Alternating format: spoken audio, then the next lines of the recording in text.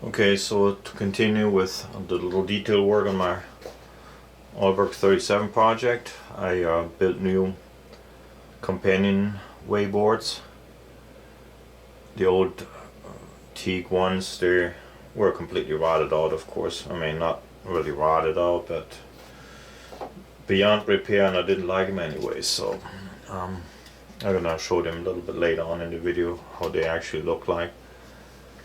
What I did here, I just simply, of course, took the measurements of the old boards and got a sheet of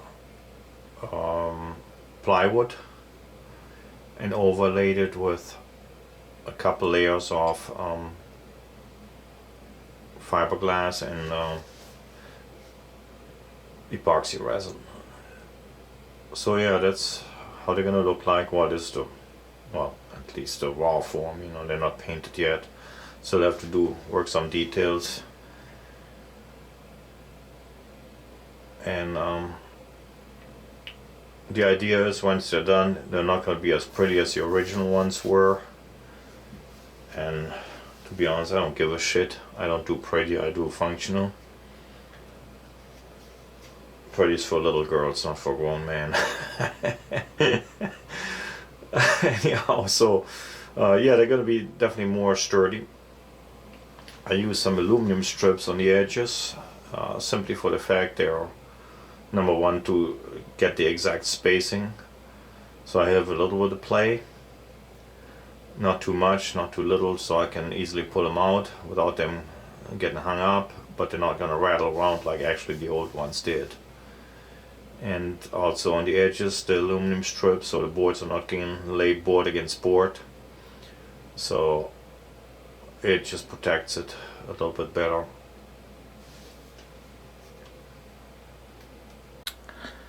So here you can see how basically the outer layers, I'd say it's at least a good 1/4 inch fiberglass, and then the plywood in the middle, of course, you know, and then again the glass mat. So this surface here, I'm gonna put an aluminum strip on there too, but I still have to do the finishing refit. So at the moment I'm gonna have to put them in the boat first, and I'm gonna remeasure, and then most likely gonna have to cut off a little bit more, because I left this board a little bit longer because I know I'm gonna have to find the right spacing. And then, well, the last thing is just gonna be a little bit more sanding, which I usually totally hate, and then painting.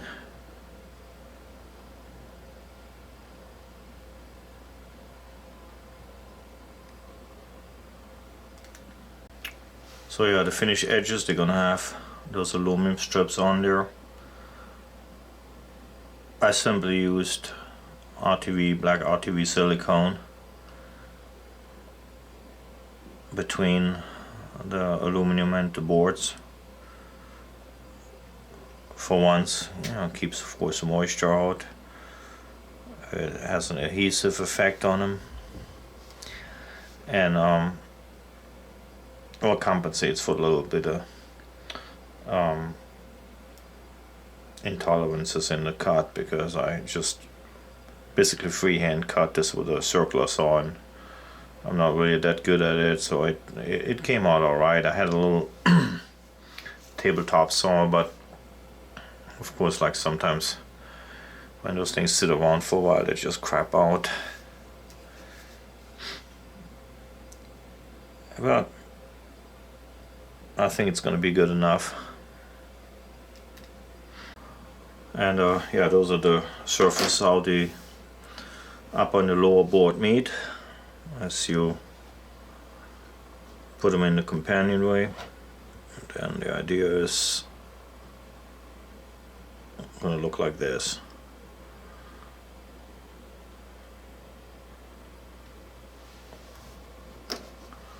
So no wood on wood rubbing or wood on fiberglass. I could even go later on, put a little bit of weather strip on one of them, kind of seal it off, because I don't know about you guys, but I always get annoyed sometimes when it rains pretty hard or is windy or whatever it is, and there's always a little bit of wind and water blowing through the little cracks and crevices. So I'm trying to just do it. The idea is getting as tight as possible. So is it necessary? No, I don't think so. It's just what I do. And the edges on the side, basically where it slides into the well, I guess grooves or whatever you want to call it on the companionway, I actually made the boards, cut the boards a little bit shorter and let the fiberglass actually come a little bit further out, and then I filled it in, created about a gap, probably also like a 1/4 inch, and filled this in with this fairing compound. I used the West System 404 powder, which is extremely hard. It's a bitch to sand, but it's small surface anyways. But this stuff gets extremely hard, and also prevents it from the wood shaving by rubbing on the edges of the the tracks or whatever you want to call it.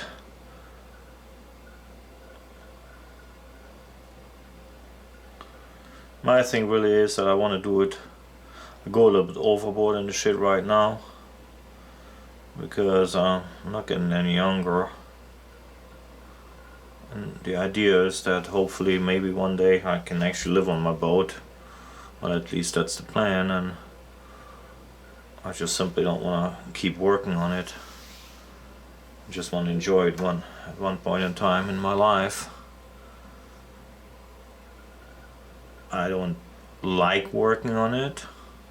I mean, I do to a point, depends on. But if I don't do it, it doesn't get done. I just don't have the money to buy a brand new boat. Like, I'm pretty sure most of you who watching those type of videos, you're probably, so to speak, in the same boat. So I guess you all can relate to that. So here's another close-up. Hopefully this shows pretty decent in this clip. Yeah, there's another close-up about to show how thick actually the fiberglass is around the plywood. There you go.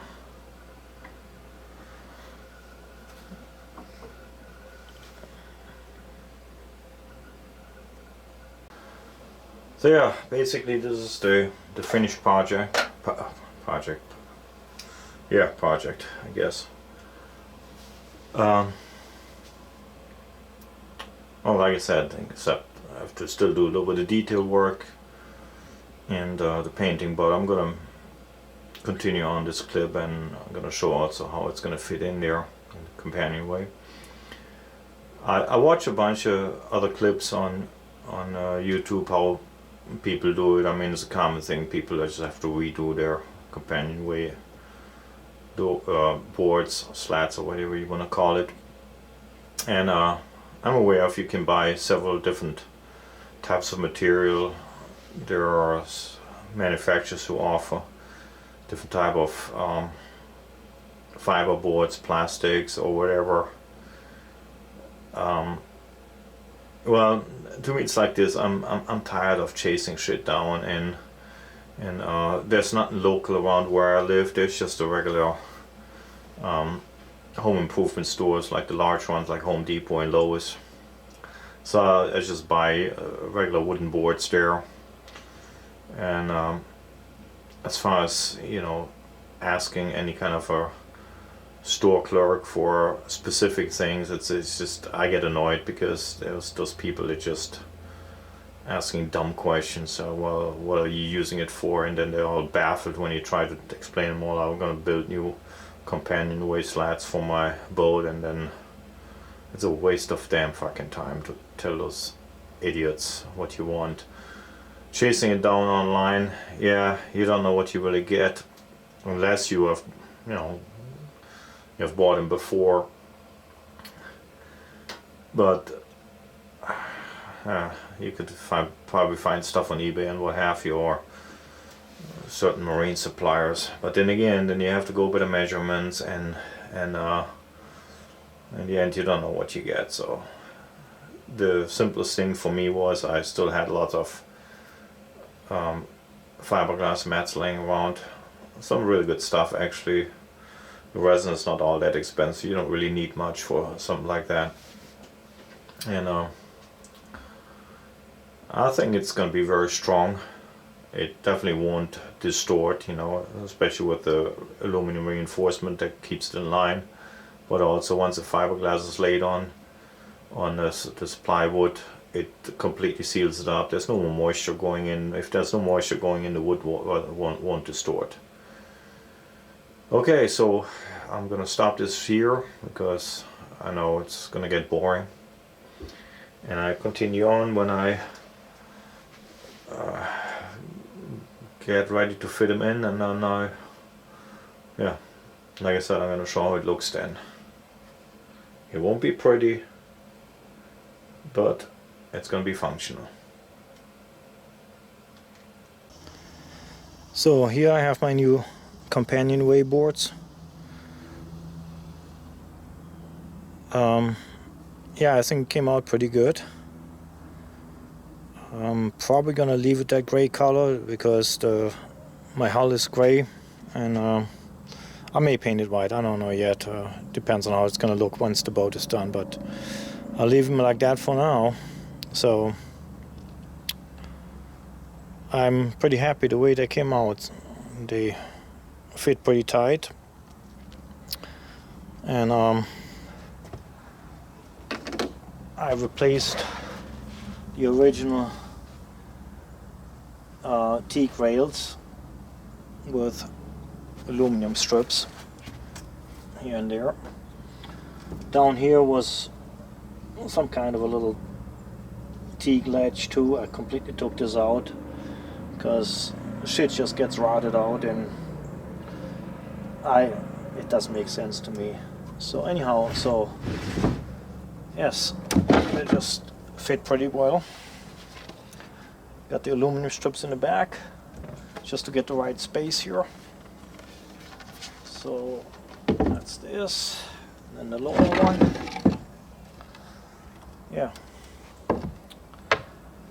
So as comparison, this is how the old ones were. Pretty crusty, rotted out. So that's how they were in. Pretty loose, of course. Most likely worn out over time. Boat is 50 years old. Was the top. Here was a key lock in there, and then it has those screen for the back for, well, I guess breathing once the water gets in. I already rebuilt my hatch, made a new handle, and but anyway, so right now it's still hand operated, but I already ordered an electric actuator to open and close this automatically, but it's coming up when I have it done. It's going to be another video. So for now, yeah, those are the old ones. I don't know how good it shows, how really rotted out they are. I may just keep them around for souvenir, because I'm pretty sure those were the original one the boat came with. Not sure yet. So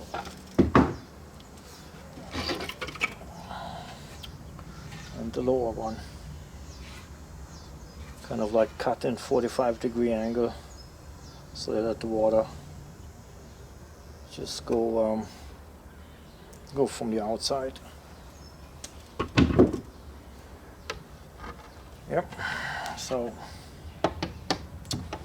fit pretty good. Don't rattle much, not much play, just enough so they don't get stuck.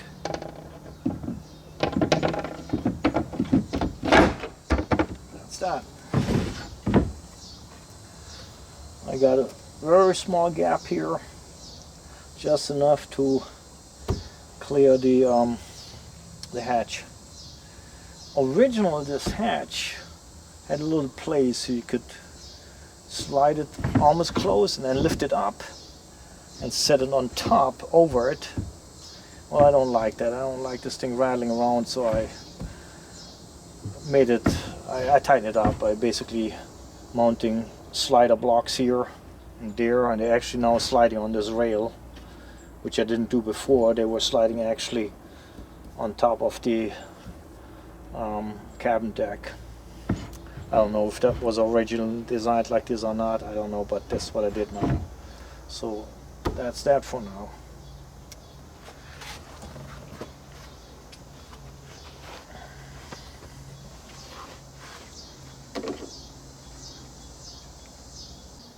I can't remember if I ever showed this in the video. I did build a new instrument panel with our brand new instruments. They're video instruments, except the tack. I had the tack. The video are very good. They're very uniform. They're very accurate. Just regular mechanical gauges. And the first thing I did after I'd done this panel, I completely relocated it. My boat had the instrument panel on top of the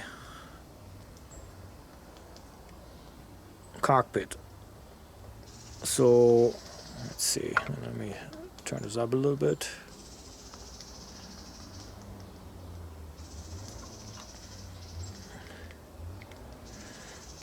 So right there where the winch sits now, the original owner had built a little box, composite box, wooden box or whatever it was, and there was the instruments in there. It was from a different engine and came original with a 40 horsepower Perkins motor, or 37 horsepower. Perkins 4107. Right now I got a new engine in there. It's a Beta Marine 28. It's based on a 3-cylinder Kubota motor. But anyhow, so the original owner had the instruments built up there, and the reason why, because he had a custom-made pilot house on top of the boat, which was very high quality, and I was tempted to reuse it, but I saw a couple of original pictures. I don't know where they came from. They floated around on the internet, and it didn't look like a sailboat anymore. So I basically just decided not gonna do this pilot house, and therefore mount a mainsail winch up there.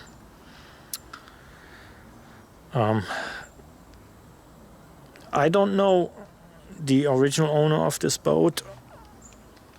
All I know, the boat was at one point in time registered in Bermuda, so I must assume he was living there. He named the boat Marja,